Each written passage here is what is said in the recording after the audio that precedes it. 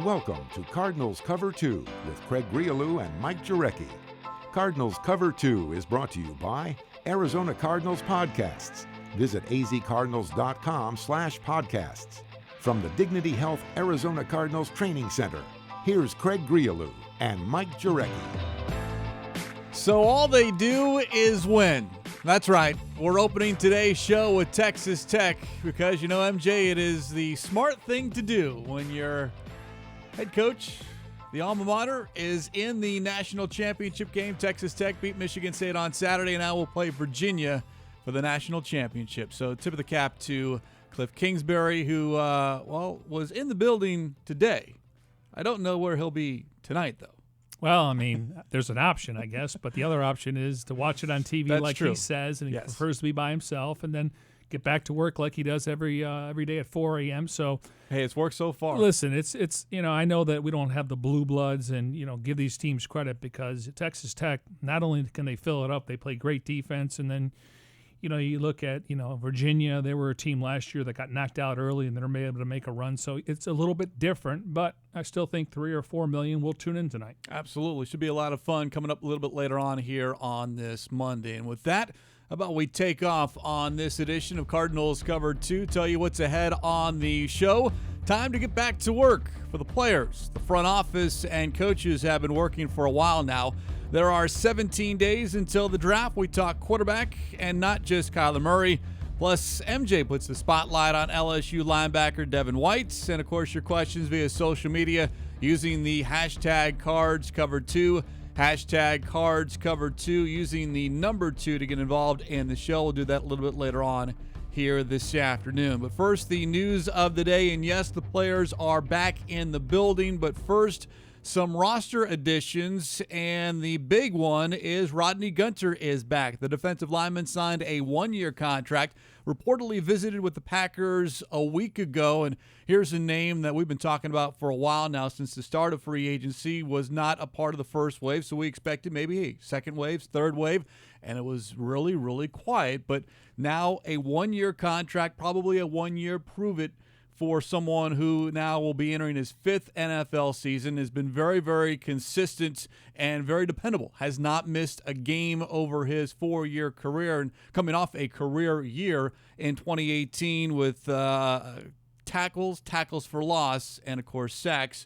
We'll see what it does here in 2019. Yeah, this is a guy that they obviously, started talking to last November, and at that point in time, obviously they couldn't come to an agreement, but, hey, go out there, see what you're worth, and the Cardinals, they were in contact with his agent the entire process. Now, I was told it's a 1-year deal with incentives. So you look at his snap counts over the last few years. Now, he did start as a rookie when Corey Peters went down. Correct. Here he's going to be more of a defensive end in a 3-4, but his snap count last year, career high 641 snaps, career high 37 tackles and 5 sacks. So he's a plug-and-play guy. Now you can build the case they have their starting 3, and they're going to continue to add to that. Now, you don't need 8 guys on the D-line. You need 6, and they want to get that rotation going. Then we'll just wait for the availability when it comes to Robert Condici. But, sometimes you got to go on a visit, and you appreciate where you're at, and he's going to be a starter here. I don't know if that was the case, but he was in the building today, and that's really encouraging news because, to me, come in here, prove yourself,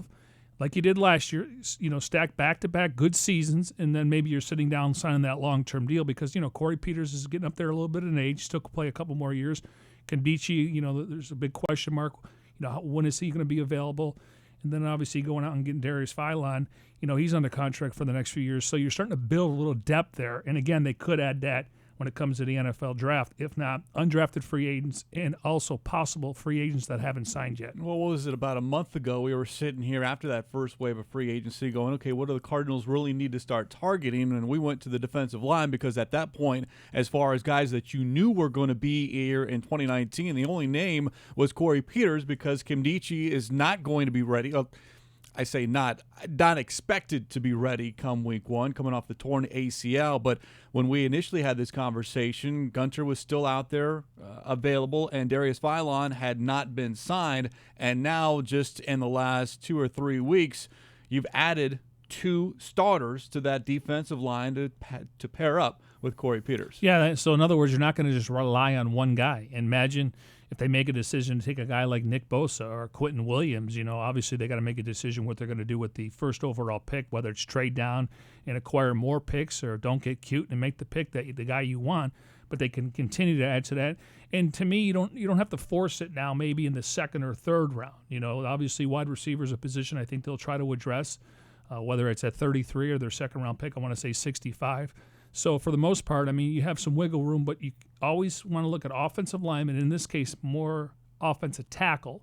Some tackles, I think we could have 3 to 4. A couple guards come off the board, maybe a center. So you have some options there at 33. Then you look at the wide receivers, maybe only 2 or 3 going to be drafted. And there's a lot of good names with huge upsides, including 2 or 3 in the first round. First round, yes, including Harry. So, where is he ranked on the Cardinals board? I still think they're trying to figure all that out once they get closer to the draft. And they'll stick to their board based on needs. But, again, I think it gives them a little wiggle room where you're not forcing a pick there because you have you're looking for a starter. You got Rodney Gunter now, and that's huge news. I think we look back at this offseason, they had 14 free agents. Larry was the only one that re-signed, and now Gunter. So you could clearly see they're turning that roster over. But the fact that he's a starter and a plug-and-play guy and he wants to be here, that's very important. Yeah, former fourth-round draft pick back in 2015. Gunter went on social media, quote, "Back for another year, Bird Gang. Time to finish what I started. Hashtag yes, sir." So Gunter with a 1-year contract adding to that defensive line. The Cardinals also announced that both tight end Darrell Daniels and offensive lineman Jeremy Vunovich signed their 1-year contracts. Both were exclusive rights free agents, so add more depth at tight end and offensive line. Speaking of the offensive line, 2 more additions there as well. A pair signed out of the Alliance of American Football, Andrew Lauderdale and Jeremiah Potassi. Lauderdale played for the Hotshots, the Arizona Hotshots, so someone that is familiar with the area. But once again, you're seeing flooding the position, and we know how many guys they went through at that offensive line a year ago. You don't know. You might have found a diamond in the rough in Lauderdale. Yeah, exactly. Worst case scenario is, he's going to be here for the rookie minicamp, and he can get a chance to possibly, because a lot of guys are going to be on tryouts. And then once the weekend's over, they try to figure out who's 90 guys they want to bring to camp, and obviously start your offseason workout. So there's some options. And then worst case scenario, maybe a practice squad. But the opportunity of getting on an NFL roster, getting on film, if you get a chance to play in the preseason, that's all you can ask for some of these guys. And I'm glad that the NFL is tapping in, because these guys have been playing, so you would assume for the most part, unless some have some injuries, they should be in shape when they're coming to Cardinals camp. Now, Lauderdale does have some NFL experience, practice squads for the 49ers and Bills, and then Potassi appeared in 12 career games in the NFL, including 8 starts, a former third-round draft pick with Tennessee, so some experience there as well, which certainly cannot hurt. All right, let's talk about it. Today marked the official start of the offseason strength and conditioning program. And yes, Josh Rosen was in the building. I don't know if he was the first one in the building, as Ian Rappaport of NFL Network reported, because, well, I wasn't here first thing in the morning. What's but wrong he with was, you? I thought you had dedication. I knew I was going to run right into that one. But guys are here, and it's good to see. It was a great turnout. And you know what? First of all, it's voluntary. This is Phase 1. It's voluntary. But you know why I know for a fact that it was a good turnout? Hard to find a place to park. Oh, there's no doubt about that. Parking lots are full again. Well, you had the entire coaching staff, the scouting department, the front office, the other employees like us. So you better find a spot and don't be driving around. And get here early. Yeah. Well, you should have got here early today. That's true. Phase 1, by the way. But, you see players coming in like they just showed Jordan Hicks, and we're obviously showing you some B-roll, in this case video, guys coming into the facility. I got a chance to see TJ Logan as he's leaving. He goes, "I'm so excited. It's like the first day of school. It's good to be back." Because, you can work out on your own, but once you get here and you put the jersey, or in this case shorts, and you're working out, now you feel like you're part of an organization. And this is really starts where you start learning a lot of the new names and faces and personalities. I mean, a lot of familiar faces, but there's some new faces. I mean, you look at how many guys they've added on defense, just based on 5 or 6 new starters, and throwing in Gunter there because he was a free agent until this morning. So you could see guys are excited, and it's nice to get back into a routine versus going to work out for 2 hours and then going home and watching TV for 7. Interesting that you said that Logan called it the first day of school. DJ Swearinger said the same thing, and azcardinals.com caught him on camera saying worst to first vibes all year as he entered the building. So I think you're going to hear a lot of that, trying to go worst to first, which we've seen countless times here in the NFL, and now is when that real work begins. Yeah, I mean, I don't know what the expectations are, but we definitely need to see this team make improvement. Obviously, come out of the gate, scoring points. Obviously defensively, I think they got some veteran players back, so hopefully they can carry their water. But we'll see how it all tallies up. But you can just sense the excitement in this building. And I think it's because once we got through the regular season, nobody was happy with 3-13, and they wanted to put a period on that. It's not we're forgetting about it, but you have to move on and make roster moves. And I think Steve Keim and Michael Bidwell and Cliff Kingsbury have done that so far. So I think from a player's perspective, it's a fresh start. And when you get a new coach, you got to kind of figure out the personalities on the coaching staff also. Now, phase 1, and remember this is all voluntary, and it will until the mandatory minicamp in June. But the phase 1 and what that really means for those of you out there who are not quite familiar with it, it's the first 2 weeks of activities of the Offseason strength and conditioning program, limited to strength and conditioning and rehab only. Yes, players can be on the field, but no coaches, and the only interaction between players and coaches occur in the meeting room. You're not meeting for as long as you do during the regular season, but at least initially maybe some playbooks, maybe some work on the chalkboard, dry erase board, if you will. And that is big right now because you've got a brand new coaching staff on both the offensive and defensive side of the ball. Yeah, and again, only strength and conditioning coaches could be on the field. So that, again, no coaches out there. Anything that takes place with the coaches. And again, these guys can only be here 4 hours. You can go on the field for 90 minutes. You can split up lifting weights for 45 minutes, maybe go into the meetings. And then, as you pointed out, maybe look at some film with your position coach. So this is the first day where they literally get their hands on these guys and can show them what they want to accomplish for the upcoming season. And that's why, even though it is quote-unquote voluntary, a lot of guys do show up because they know how important it is, and you can get a head start for some of those guys that you expect to arrive at the end of April, i.e. the draft. Well, here you've got 3 weeks, 2.5 weeks of a head start with what you want to do, or your position coach or your offensive coordinator or defensive coordinator want done on the field. I always hear the word voluntary, and I guess it's voluntary if we show up, but we've made it a commitment to work here, and we love it. It always kind of reminds me of high school when they give you homework. You could choose to do it, or you turn it in and it's, maybe you're looking at a C or a D. So to me, it's like, yeah, you probably should do it for a better grade. And by showing up, I think it goes a long way when it comes to the trust factor. The one that shows your commitment to the team. Exactly. As well.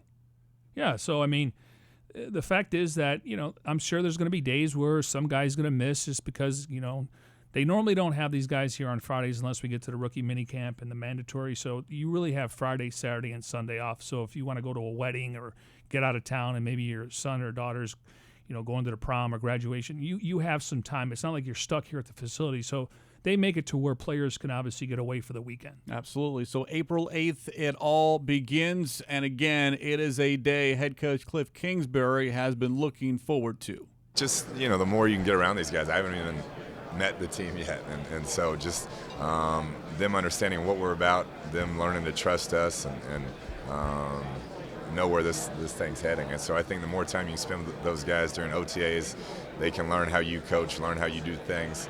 The quicker you can kind of start bringing that thing together. And that was Coach from back at the annual league meeting. The Cardinals joined the Packers and Jets in kicking off their offseason workouts today. The Bengals will begin tomorrow, and the entire offseason is laid out for the Cardinals, at least through the mini camp. Training camp has not been announced as of yet. It will be towards the end of July. But as far as the key dates for the Cardinals ahead, you got the draft at the end of April, and then 2 weeks after that, the rookie mini camp. And then when you get into May, you've got the voluntary organized team activities, or OTAs, the familiar term, and that's when you can actually get on the field with coaches.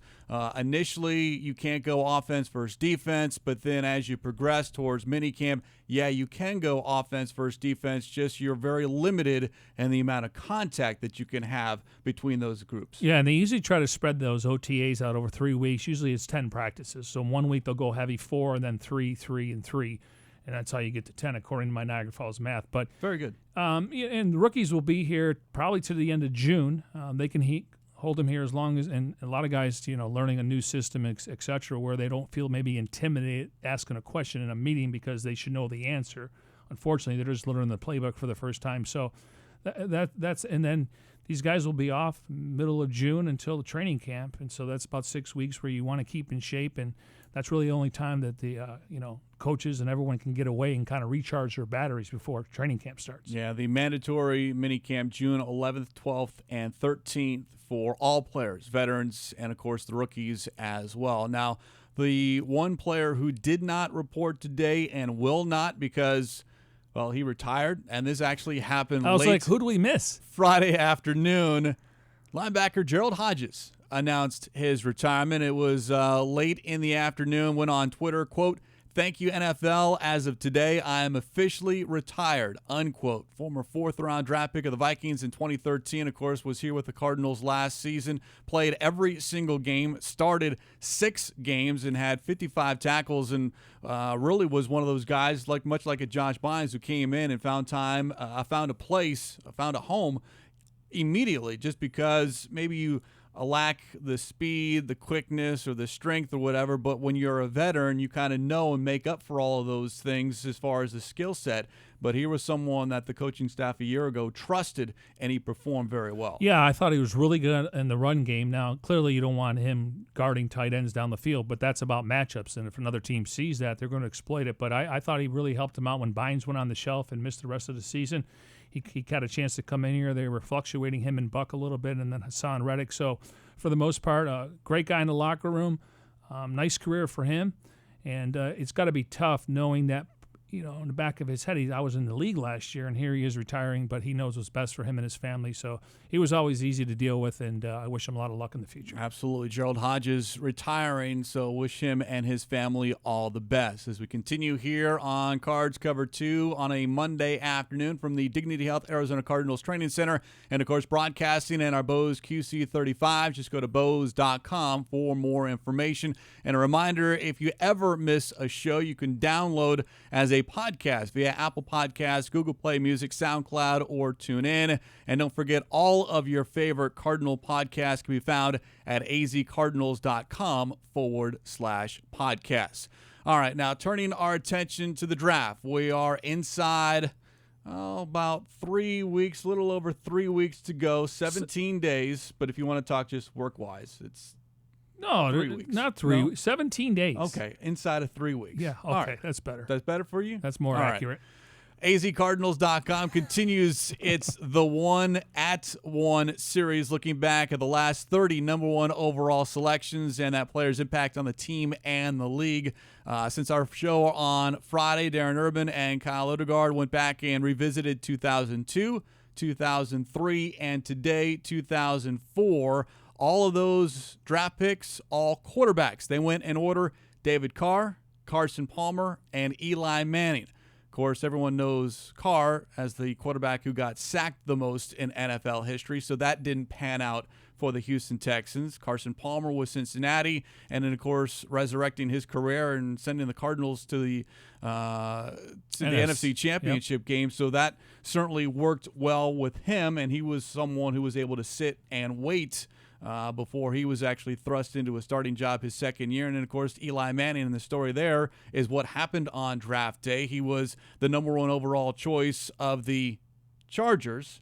However, he would not report to the Chargers, and there was a trade worked out where the Giants sent the Chargers Phillip Rivers, and Manning went to the Giants, and I think both teams are very, very happy. Manning doesn't have all the great numbers, but he's got 2 Super Bowl championships. Yeah, and I know they're always looking for the next guy in New York, and we can question should they have taken Saquon Barkley, but if you got 6 and 17 this year, and if you get best available player at 6, And if you draft a quarterback or trade for one, then I think Dave Gettleman gets credit for getting Barkley, a generational running back. Now, we'll see how long he can last.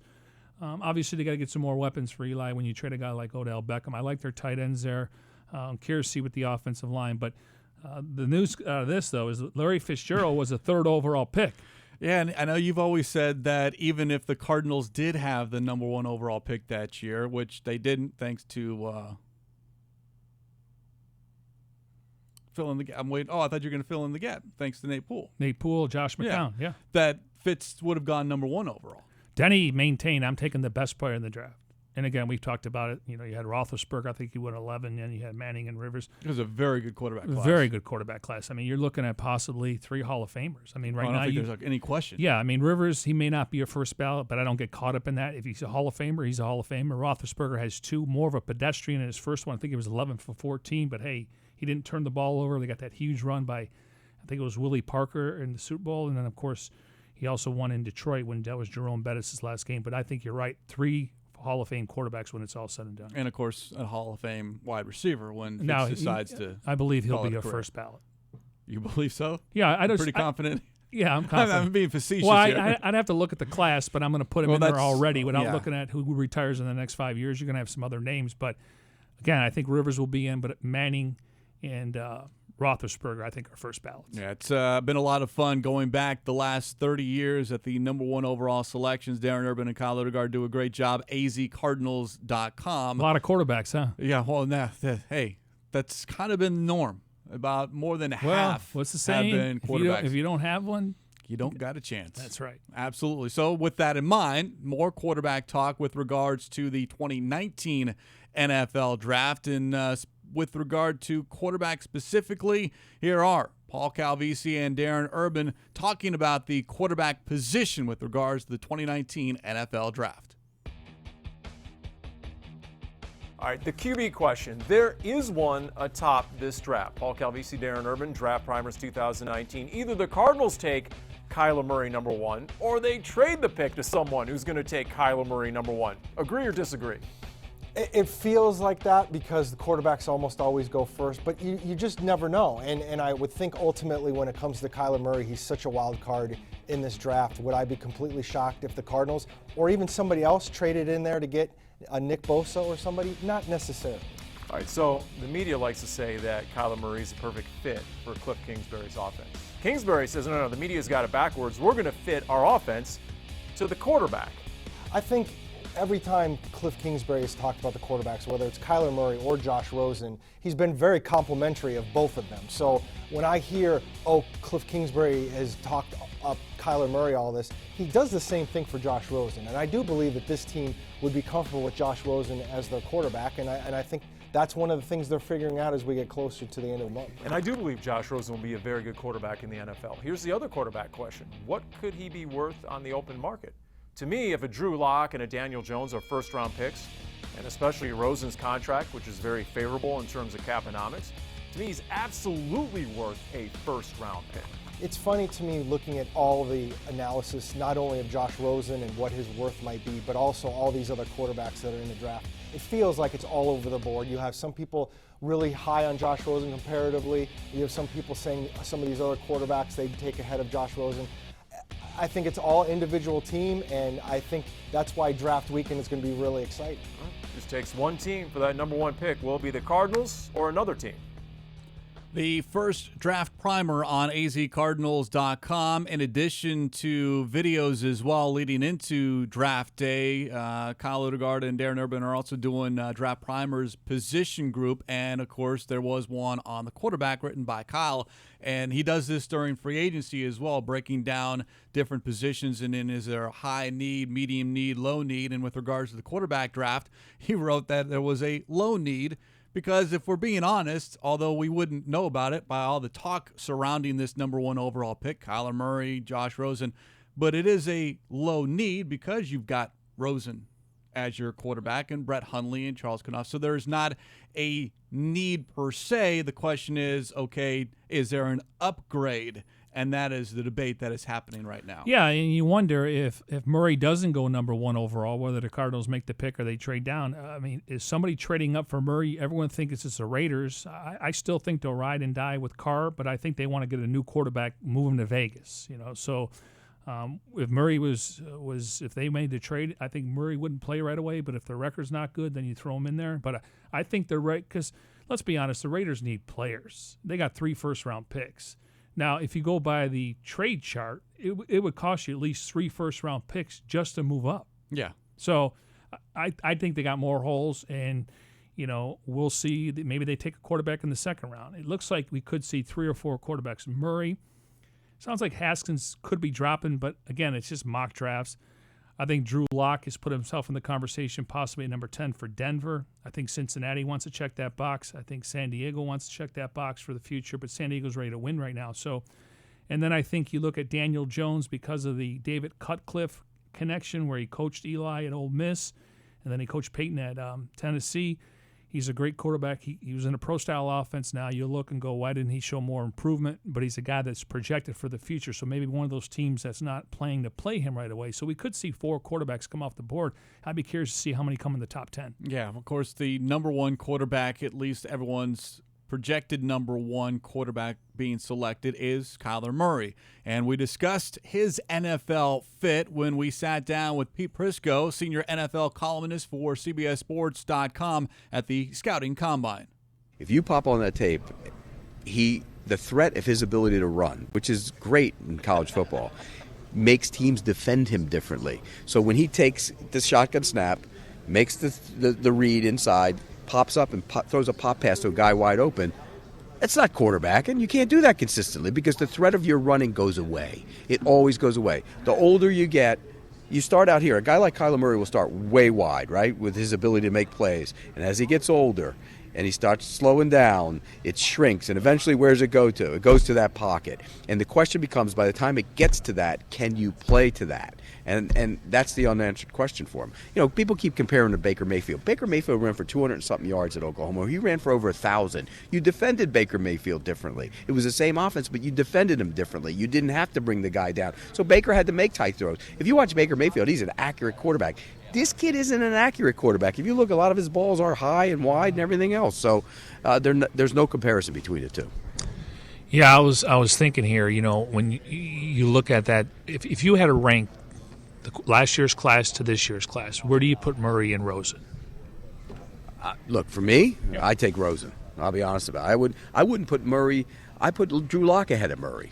That's me. I'm not putting a 5'10" quarterback who's schemed up open throws all over the place. Like I call them, if I can make them throws, they don't count when I do the evaluation of a guy. So if a guy stands up and throws a quick screen to a wide receiver and it goes for 38 yards or something, I can make that throw. I can stand up and throw it to the sideline, so it doesn't count. So I look for throws into the middle of the field. If he's going back, is he going through his progressions? Is he going 1, 2, 3, or is he a 1 and get out? Because there are plays, you watch it. There was a play I was watching the other day. They had trips to the left, and it was man-to-man, and he takes a snap and he goes back, and I'm thinking, okay.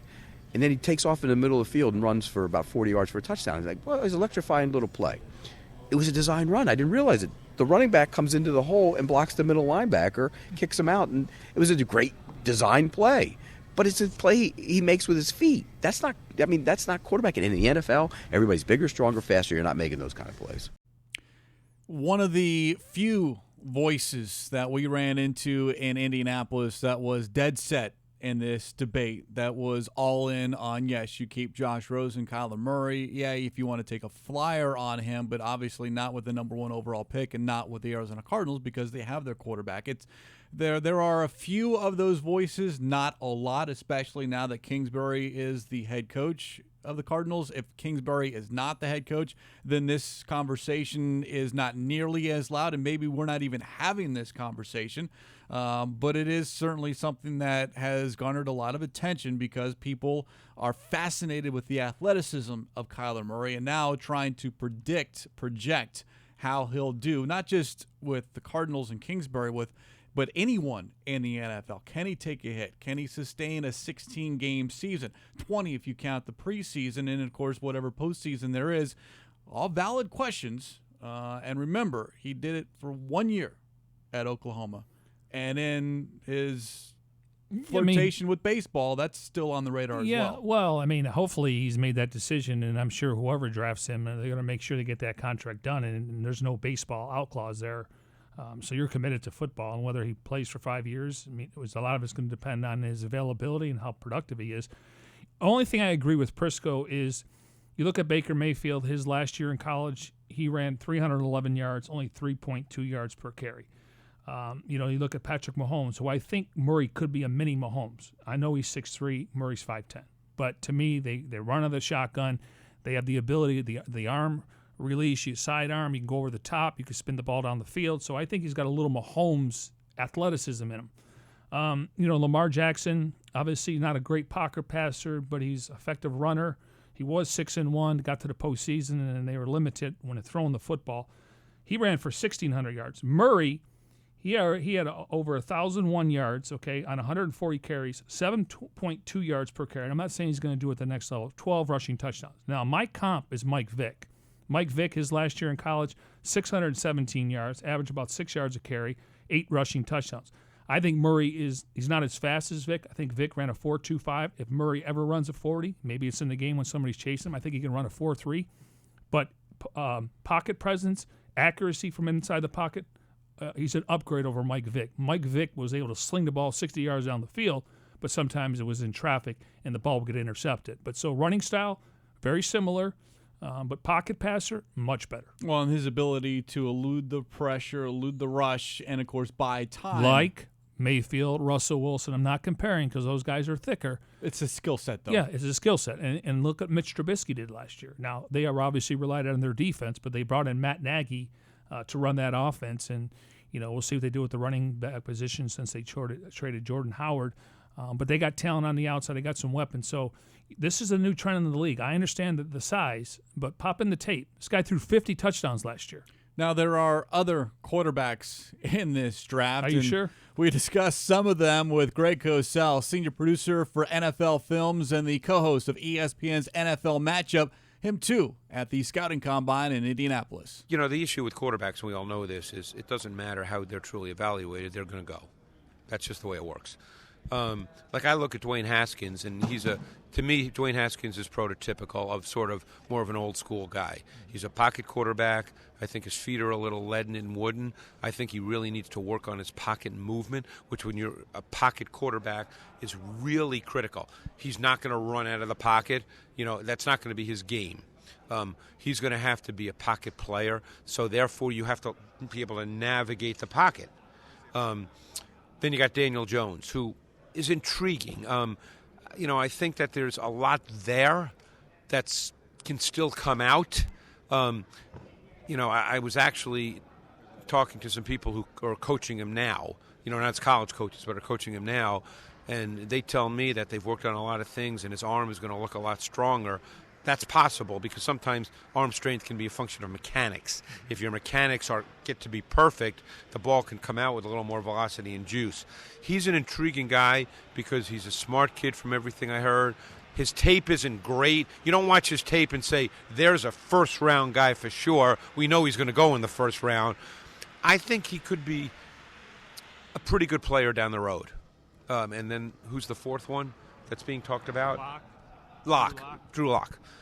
Drew Lock is a big-time thrower of the football. He reminds me of Matthew Stafford, the way he throws it. The issue, Lock has some mechanical issues, which are all coachable, but he has one issue which very much concerns me. He's a little scattershot, and that normally doesn't change. Now, that doesn't mean he can't play, but he misses throws that you shouldn't miss because he's a little scattershot. That term pocket passer, I just wonder here if Murray is successful, and then, of course, there's Russell Wilson, Lamar Jackson, Baker Mayfield, and all these guys that have shown the ability, even in Aaron Rodgers, to throw out of the pocket on the run to where pocket passer, once upon a time was thought of very highly, still is, but maybe not so much because in this day and age where it takes defenses maybe not as quick to get to the quarterback, you want that guy who can roll out and all of a sudden have a little bit more time because, especially if younger offensive linemen are going to be playing and they're not quite ready just yet, you need to make sure you've got a mobile quarterback. Well, any young quarterback, you kind of want to cut the field in half. Now, again, being in the shotgun, he should be able to look at the entire field, go through his progressions. But if things are breaking down, he will throw to his left side. He'll scramble to his left side. But the majority of right-handed quarterbacks have a tendency to go to the right side because they want to throw on the run. And you can extend the play. And if a defensive back thinks he's got his eyes in the backfield and the receivers continue to run the route, then obviously you're going to give up a big play there. So it'd be interesting. But I go back to Mark Trestman when Jake Plummer was here. They wanted to cut the field in half, and I think Chicago did that with Mitch Trubisky. He didn't play great in that Cardinals game last year. Obviously, Khalil Mack and that defense did, but. Yeah, you want to simplify things for him. And, getting the snap under center, you have to turn your back a little bit on the defense. So he's going to be in the shotgun the majority of the time. I don't know if that's 90%, 95%. And he feels like he could still run the play action out of it with a running back. And obviously he's done that in college, and I know it's the NFL, but other teams have adopted that too. So a quarterback is expected to go number one, most likely Murray. The question is which team selects him, Cardinals, or is it some other team that moves up? There are, though, and when you talk about the top end of the first round, I'm talking about the top 5, maybe even a top 7 or 8. It's all defensive players that are thought very highly, and any other year might be in the mix for number 1 overall selection. One of those that you put under the microscope, MJ, is LSU linebacker Devin White, and this is going to start a series here as we count down to the 2019 NFL Draft, kind of spotlight one of these defensive players, or at least the top 5 that you believe are ranked, I wouldn't say overall, but your 5 that you like, and specifically White is certainly one of those guys that when you put the tape in, he certainly stands out. Yeah, now Cardinal fans are going to go, well, they signed Jordan Hicks to a 3-year deal and gave him good money. Now, again, Hassan Reddick, hopefully he could settle in his position. But you look at a guy like Devin White out of LSU. I mean, this guy is a tackling machine. He could play inside. He could play outside. Probably the closest thing to when the Cardinals had Darrell Washington, and I know that's not a name that people want to talk about, but just talk about on the field. Correct. Okay, and his 40 time was he ran the 4.42s. He had 17.5 sacks last year. I mean, this guy, his motor, he's a 3-down linebacker.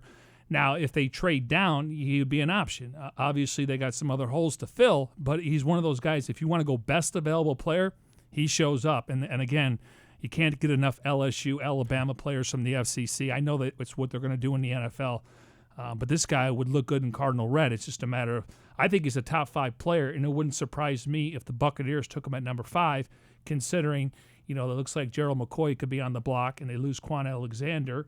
And they don't have a lot of cap space. And if you're Todd Bowles, you'd love to get your hands on this guy. Very similar. Now, they got Buchanan there. He's on a 1-year deal. So I would think he'd be a top 5 pick in this upcoming draft. You hear that term, 3-down player. Doesn't come off the field. Yeah, so, whether it's, a 3-down linebacker or a 3-down running back, you got to be able to do more than just one thing. In the linebacker position, it's tackle, stop the run, and then drop into coverage. And that latter part is something we don't see from a lot of young players specifically, because it is a huge difference when in college you can get by with just your talent. In the NFL, you need talent and then some, because these guys that you're asked to cover, they don't know all the tricks. And if they get you caught on your own heels, then all of a sudden what was a short 3 or 4 yard slant route is now behind you for about 25, 30 yards. Yeah, but he again, I think his natural position is inside linebacker. But if you have a Jordan Hicks on the field and Hassan Reddick, and maybe you're looking to get a rotation going, just hypothetically here, I mean, he's a guy that can also rush the passer. He can drop back in coverage. He can cover the running back coming out of the flat. He's got great acceleration, great ball speed, swarms a tackle. Again, I think that is because he went to LSU, and he's trying to live up to what the past has been. He's not a cornerback, but he's a linebacker. And again, I just don't think you can teach that. He pops off the film when you watch him. And the Darrell Washington comparison, I think, is a good one, because when you watched D-Wash on the field, one, he was on the field for every single snap. And I remember distinctly when he was drafted, Ken Whisenant was very hesitant about playing first-year players right away. Made an exception for Darrell Washington just because of how good he was. And, of course, it didn't materialize long-term because of the issues off the field. But when you just talk about the talent on the field, Darrell Washington was awesome. Yeah, and he was projected to be go in the first round from TCU, and he dropped to the second round because there was some off-the-field stuff that people weren't sure about. But value-wise, I mean, you couldn't have done a better job than that. Unfortunately, he just couldn't stay in the league. But But I just look at the speed, sideline to sideline. He reminds me of D-Wash. And, of course, the Cardinals have had great success with LSU players, Patrick Peterson, Tyrann Mathieu. And, of course, if you can just get someone half as good as those players. I mean, I'm not an SEC honk. I mean, I would prefer to Pac-12 to have, better quarterback play, better defensive and skill position players. Now, they're going to get drafted, but just watch the draft. I mean, the SEC, when it comes to skill position players, defensive linemen, O-linemen, they're going to lead the draft. And they look at the Big Ten, they have more linemen coming out. Running backs, you can find them in the ACC. So it's interesting. Each conference has different players. Last year at this time, we were talking about Jake Browning, and I don't know if he's going to get drafted. Obviously, didn't play particularly well last year. So it's interesting. Different conferences bring different breeds. And to me, you can never go wrong going with the SEC. So LSU linebacker Devin White, the first of our 5 prospects that we'll highlight here on Cards Cover 2. We'll get another one on Wednesday's shows. We continue here from the Dignity Health Arizona Cardinals Training Center and, of course, broadcasting as we always do in our Bose QC35s. Just go to Bose.com for more information. A reminder, if you ever miss a show, miss an episode, just download it as a podcast via Apple Podcasts, Google Play Music, SoundCloud, or TuneIn. And don't forget, all of your favorite Cardinal podcasts can be found at azcardinals.com/podcasts. All right, time for the Bird Gang to sound off here on this Monday using the hashtag CardsCover2, hashtag CardsCover2, using the number 2 to get involved in the show. Your questions via social media. We'll begin with Twitter. User Ape of the Month wants to know which player makes for a better plug and play, Nick Bosa or Quinnen Williams? Well, I would say Bosa just because of the position, not saying a guy like Quinnen Williams couldn't come in here and compete for a starting job, but on paper they have the 3 guys right now. But again, they like competition. Bosa to me is an alpha male. He's not a guy that's going to drop back into coverage. He's going to be really good setting the edge and getting to the quarterback. So if I had to pick one of the 2, I'll take the pass rusher. More from Twitter, user Mando112155. Okay. Apparently there's a lot But of that's them. not his combination to his lock. What do you think is a reasonable amount Cardinals can get for trading back, and who do you think would be the best trading partner? And I'm assuming they don't say here, but I'm guessing they are referring to the number 1 overall pick. Yeah, it's worth 1,000 points, and I don't want to get too tactical with analytics. Jimmy Johnson had the trade chart back in the day because of analytics and the salary cap. It's changed a little bit, so it's worth 1,000 points. And if you're the Raiders sitting at 4, that's only worth about 397 points. And if you look at 24 and 28, that doesn't even equal 1,000 points. So again, if the Cardinals like someone at 1, they're going to take the player. If they get a deal that they can't refuse and they want to get more players, then that's an option. But right now, I think there's 3 players in play, and we've talked about these guys at length between Williams, Bosa, and Murray. Now it's a matter of who do they settle on. Let's move to Instagram. User at Angela.sepi. How does the Rodney Gunter re-sign impact the first overall draft pick? Well, I mean, they play 2 different positions. I know where you're going. I still think they're going to have to address that position. They got 3 starters on paper right now. It's a great signing. Again, he went out and tested free agency. I think Green Bay wanted to make him a backup. He's going to be a starter here. So from that standpoint, I think he's going to be a starter, plug-and-play guy from day one, but they also want to have a nice rotation with 6 D linemen, where last year they had 8. And we saw this at the onset of free agency. Everyone's trying to connect the dots. What do you do in free agency, and does that influence what you do in the draft? It does not. Unless, of course, you're signing a high-profile quarterback, then, of course, you don't need one in the draft. But 9 times out of 10, there's no correlation. Yeah, I can build a case for Bosa. I mean, Suggs is at 37 years old. Now, technically, he is on a 2-year contract. Cardinals will have to make a decision in March, and he wants to be here. You got Brooks Reed, who's on a 1-year deal, more of a special team, set-the-edge guy. I mean, Bosa's a plug-and-play guy. I mean, you can look at, Chandler's under contract a few more years. He's still playing at a high level. You add Bosa, I mean, all of a sudden, and then you kind of weaken your opponent where maybe the 49ers can't draft him. But you got to do what's best for your franchise. You can't worry about it. But obviously the Cardinals are still doing their due diligence when it comes to bringing these guys in. Bird Gang Sound Off continues here. Instagram user at josiah.vi. Did we sign anyone from the AAF? And we did talk about this earlier in the show, MJ. The Cardinals actually did sign for the first time a pair of offensive linemen from the Alliance of American Football, Andrew Lauderdale and Jeremiah Hutasi. Lauderdale actually played for the Arizona Hotshots, so hopefully he was still in town and now just kind of moves down the street. Yeah, and it looks like if he makes the roster and he gets a chance to come to camp, he'll make a little bit more money than obviously when the league folded. So it's nice to see some of these guys get opportunities. I think that was the plan all along. Unfortunately, the NFL doesn't have a development league or a farm system.